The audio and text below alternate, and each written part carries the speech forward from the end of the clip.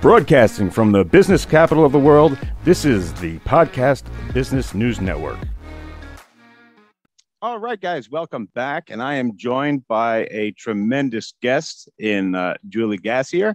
Julie, welcome to the show. Thank you. Thank you very much. I love being here.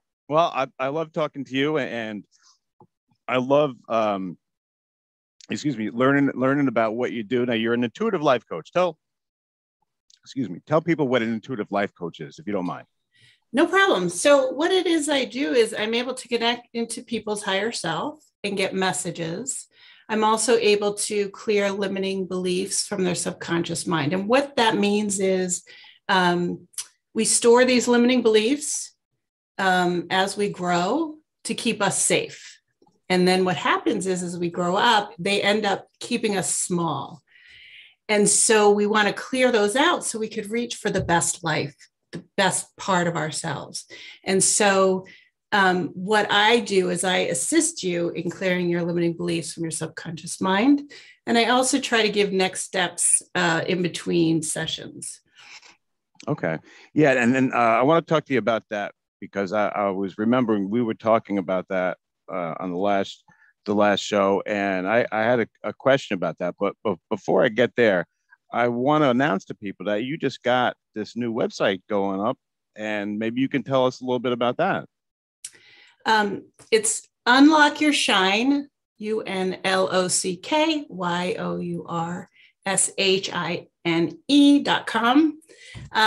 Yeah, it's really exciting. I really appreciated Brad Armstrong who put it together. My brother?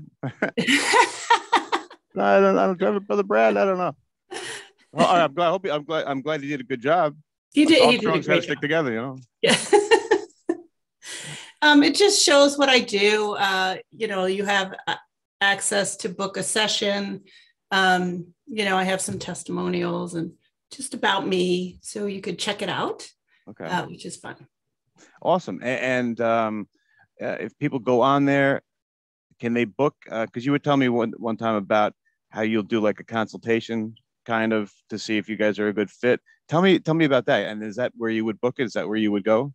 Yes. So it would be a 15-minute free session to just clear a limiting belief and see if we are compatible to work together. Okay. All right, cool. So everyone go to unlockyourshine.com. Unlock, YOUR, shine.com.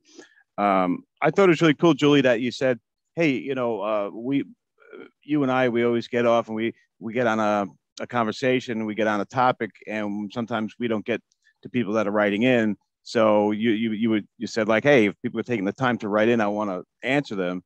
So I thought that was very thoughtful. And so I'm going to get to some instant feedback that came through, and we'll get there in a bit. I just want people to, in case this is their first show, getting to know you more about what you do. So one thing I thought was really cool is that when you go in there and you're able to change those limiting beliefs, I understand that most of them are stored in the subconscious, where something happened at 4 years old. I remember, that example that you told us, something that could have happened that sticks with you, and you may not know it, right? But it's in there. How do you get it out? Well, you do actually sort of know it. You know something's not right? You're looking for something in your life, and it just isn't flowing. Now, sometimes, if we find a limiting belief, and you're open to it, which you are very open, it makes it very easy to clear. You align with what I was saying. It made sense to you. Sometimes, though, if you're not open, it takes a little bit more to get to that. But, people are different and everyone has their own experiences. And I had a situation where I had a limiting belief with someone, and it came up at "you're not enough" was the one. She's like, I don't know what you're talking about. That's not true for me, blah, blah, blah. And then months later, I see her Facebook post and she writes, oh, my daughter said how I don't feel like I'm enough. And, I'm going to try to strive to be enough. And I just, I didn't need the confirmation because I knew that was Well, her. yeah. Wow. And Yeah. she finally got to it, Oh, she did? She worked it out with you? Worked it out not with me, but she found it. So okay. Yeah. And now here's the question I had before I get to everyone else's question. Now, is it different?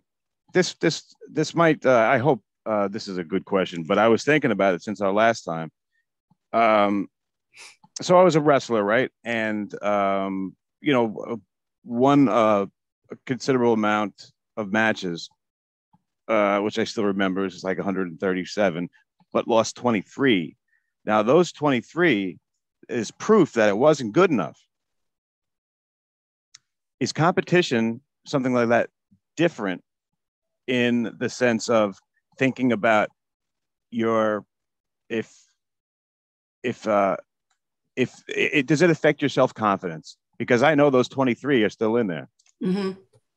Well, what happens with competition is what you're doing is you're looking outside of yourself for approval or affirmation of something outside of yourself. So whenever you're looking outside of yourself for approval, you are going to have this win some, lose some situation. If you look for approval from inside, when you go inside and connect with your own higher self, which we all have the capacity to do, then you don't need to seek that approval outside because you already feel loved and approved of, because you see your own perfection. I see. But how does a kid supposed to draw from that? Is there more that maybe goes into when we put our kids out to compete? Is there a part mentally that we should keep them aware of? Like, even if you lose, it's not a reflection of you. What do you think of that? Well, I mean, as a parent, you could always say, to set it up that it's not about the winning or losing. It's that you're going to do your best for yourself. Set it up that you're looking to better who you are. And if you bettered yourself in that moment and you lost, you did the best you could. And so there isn't that need to worry about the losing part because you've already stood in it. It could just have been that the other person, I don't know, was stronger that day, or, right. They just had moves that you didn't know about. And now you can learn those moves because you now see, oh, that was really cool. I saw how he did that. I want to learn that, or some other aspect of it to bring it away from the losing and bring it into a learning or a acknowledging your own achievement. I see. Okay. Well, let me go and pepper in some of these questions here that people have come through. I got Beth in Bridgeport wants to ask Julie, can you sense self-doubt immediately once you tap into someone's higher self? But this must have been from last week. Yeah, great, Beth. Yes. Yeah, I do. When there is self-doubt in there, or when any kind of fear shows up, when I'm tapping in, I get nothing, like nothing shows. So what I do is I energetically, ask the higher self to help clear whatever that is. And I see it as like a burning away of this energy. And once I do that, I can go right into the message that's coming through. And thank you, Beth. But are there some instances where you're working on somebody? And I know we talked a little bit about trauma. Is there anything, or is it trauma? Is there anything that would block you from getting to that point where you're going to take that limited belief away? Or work with it, I mean. Yes. There could be instances that they're not ready to go that level, although your higher self is not going to give you anything that you can't handle, right? So most of the time what comes through is whatever you can handle. it's not going to, your higher self is not going to be like, let's just dive deep and rip this away. You know, it'll gently go there and work at the level that you're able to work at. And with a trauma, like you said, I believe you were saying that you're not going to, go through this punishment again. But you're going to maybe understand a little something different than you might have in the beginning. But you're not going to feel that pain again. That's not why you're doing it. No, you don't actually have to relive anything. It's your higher self doesn't want that for you. A lot of times we relive it anyway. Yeah. We just keep going over it, whatever it is. And in clearing it, you can release it, but it doesn't have to be relived. It's just a matter of bringing in whatever truth needs to bring light to that topic, whatever it is. Okay. All right. Thank you for that. All right. I got Stacy in Houston. Julie, can self-doubt be created when we have our expectations set too high? Great question, Stacy. Yes. Expectations are about something outside of yourself. So they will create self-doubt because you're, again, looking outside of yourself for something that is not really achievable. You think it is, but you don't really have any control of anything outside of yourself. The only thing that you can do is check in with your higher self, with your internal energy. Here's a little practice to learn about how that would feel. So think about something that you love. Just really feel it. Like, let's say you love the beach, right? So and you smell the smells and you feel the lovely breeze. The sun is out, the ocean's crashing. Oh, it's beautiful. You love it. Where do you feel that in your body? When you're in that, like, do you feel it in your belly? Do you feel it in your heart area? Like, figure out like where it shows up in your body and what it feels like. And once you get that energy, like once you feel that, now say the statement, I hate that thing, the beach. I hate the beach. Now, there is a whole different feeling in that because it's against what's the truth. It's the opposite, right? Right. Where do you feel that? Like, I feel it like a constrainment of my whole energy, in saying that I hate it. And I actually like feel like I want to cry a little bit because, it's like so against the truth. Right. So that's how you can learn how to get this sense of, am I aligned with something or am I not aligned with something? So if you're saying, you have a choice in front of you and you get this feeling like constraint, it's against your own higher self. Because now you learned how to feel it in your own body. So let's go back to the question she's asking about expectations. Will that bring up self-doubt? If you're looking outside of yourself and you're looking for confirmation from something, you'll probably feel that constraint, which could bring in self-doubt because now you're not honoring who you are. So yeah, I think that's enough on that. Yeah, no, that's a great example. And I was thinking, what about the opposite? What if, I say something that I really don't like. For instance, I don't like to change my oil. I don't like doing that. So What if I say I love changing my oil? It should feel the opposite, right? You probably would feel that constraint because it's not truth. You're looking for your alignment with the truth. The truth for you. The truth for you might be different than the truth for me. Yeah, it feels like a lie. Right. Right? Yeah. But if I talk about like I love my family and I wouldn't say the words the other way of that, that would make me feel, I believe, a lot worse than I love changing my oil. Right. That's because I really do love my family, right? Right. I understand. Great example. No, I get it.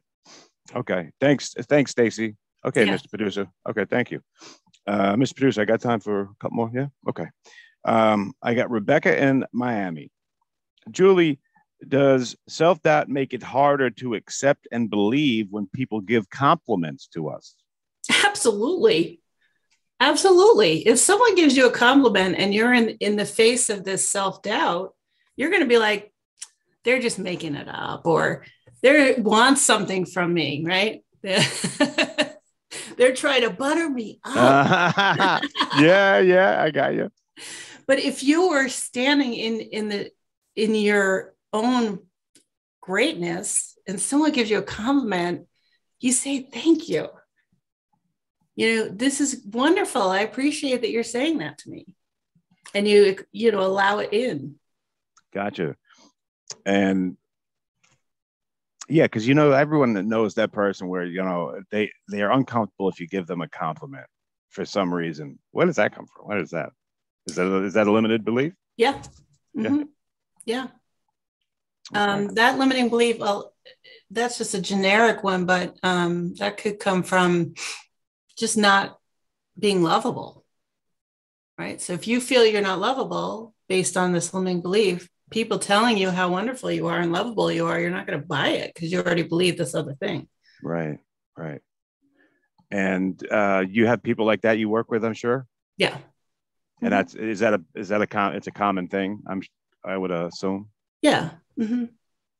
How do people get a hold of you? I know the answer, but I'm just asking you.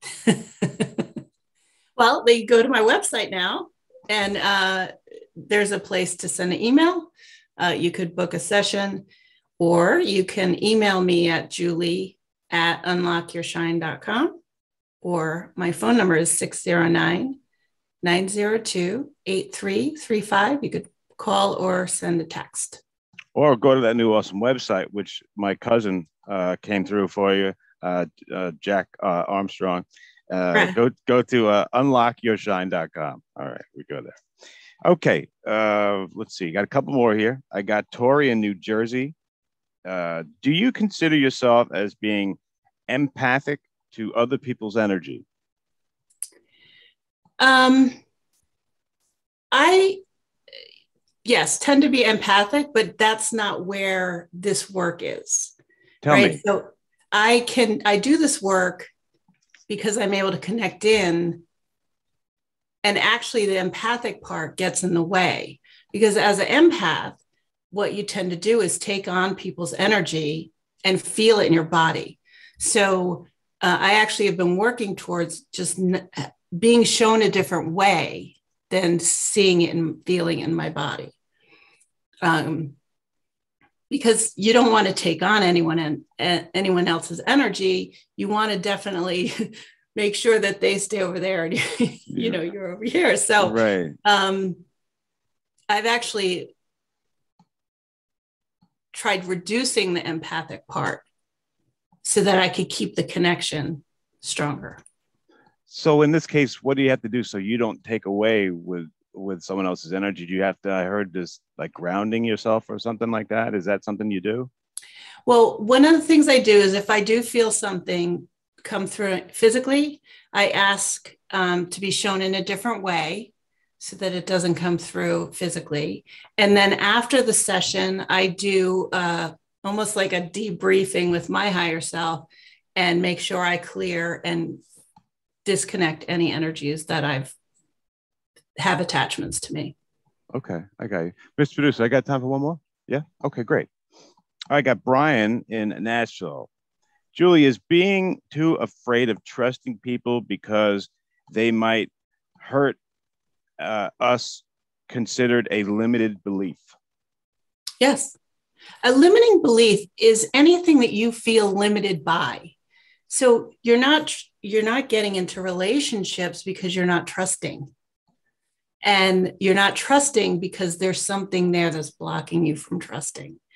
That's a really great question. So, where is it in your life that you feel like you can't trust And is it that you can't really trust yourself?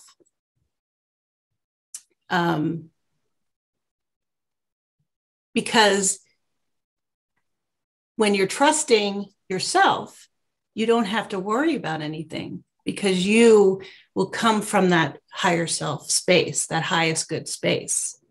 And then your life will just flow. But in with this block here is going to stop you from even knowing what your highest good space is. Gotcha. We've talked a lot, and it seems like people have a lot of, or I guess I should be asking you, do you find that deep down, a lot of us pretty much have the same limited belief of not being good enough, not being worthy?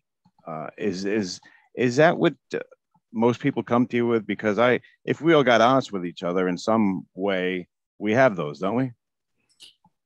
I wouldn't say everyone, but a lot of people do. It's more of a societal thing as well, too. So you might find like people in, I don't know, Australia might not have that same thing because their society is a little different than ours. But we, as a society, we come in with these certain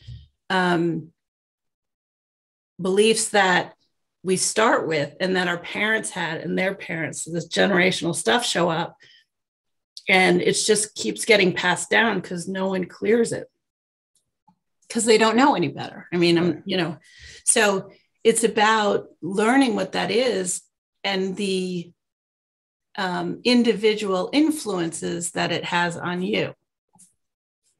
Okay. Because I know that what led you to find this introspection and to go and work with your mentors and find out this information, find out you had a talent for it and that you could do it. You felt a lot of the same things that myself and about these people that were writing in, just so people can kind of see that, you definitely can relate to them. Can you tell the audience just briefly about your spiritual path and how you got to where you help people right now? Well, so I had trauma in my life, and I was working to, I did therapy and I did all these different methodologies to get happiness, is what I was searching for, right? Reaching for happiness. And I'd get there a little bit, and then that self-doubt would show up and it go back, and then I'd try something else. And so it was this constant cycle I got in of self-doubt and disappointment. And it just was like this over and over thing. And, it's like, I'd want to give up. Enough of this. I'm just going to put my feet up. I got it. Yeah.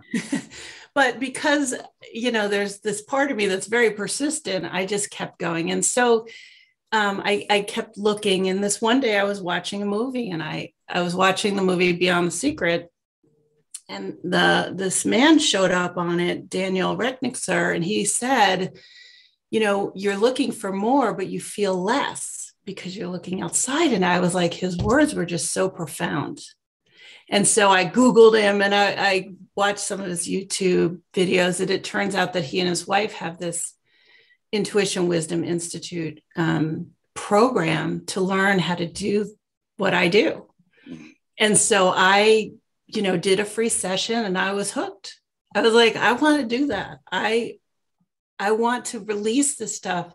And as I've been releasing, my life is flowing in a better, it's not doing this anymore. It's actually flowing forward, and things are happening for me. Like, I'm doing this podcast with you, which is really beautiful. That's so cool. Awesome. Wow. Those things are flowing now to me that hadn't been for a very long time. So, right. And if that's not an example what other people can do, they just get a hold of you. And that's a great thing to end on, because we're out of time here. But Julie, tell people again how to get a hold of you, and, what people should do, because you were there once, and, these people, they just reach out, it's just the first thing, right? Yes, absolutely. So you could go to my website, unlockyourshine.com. To reach me, you can email me at julie@unlockyourshine.com or call 609-902-8335 and practice working on those feelings of like, I love this, and then trying to say the opposite. So you start feeling that difference, and then you could start utilizing that to guide yourself in a more profound way. Awesome. Julie, thank you so much. And thank you for everyone who wrote in. And I can't wait to hear what you have to say next. We'll be right back. Thanks, Casey. Thank you, Julie. Are you looking for even more of the podcasts and hosts that you love? The Podcast Business News Network is proud to announce that you now have even more ways to listen live. Check out the MyTuner Radio, online radio box, and Simple Radio apps on iOS and Android, or find us online. Search for Business News Network on mytuner-radio.com, or search Podcast Business News Network on streama.com and onlineradiobox.com/US. Take your podcast on the go and don't miss a minute of the action.